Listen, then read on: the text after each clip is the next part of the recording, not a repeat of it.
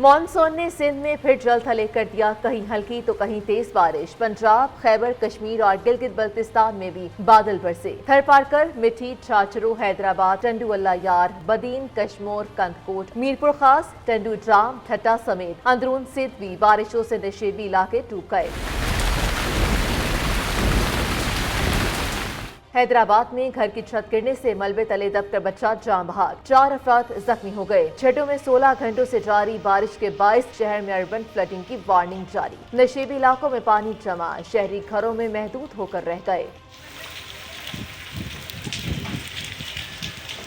कराची के मुख्तलिफ इलाकों में वक्फे वक्फे से बारिश। सबसे ज्यादा बारिश गुलशन हदीद में 75 मिलीमीटर रिकॉर्ड। बिन कासिम, कायदाबाद, केमाड़ी, नाजिमाबाद, गुलशन मेमार और दीगर इलाकों में कहीं तेज तो कहीं हल्की बारिश से गर्मी की शिद्दत कम हो गई।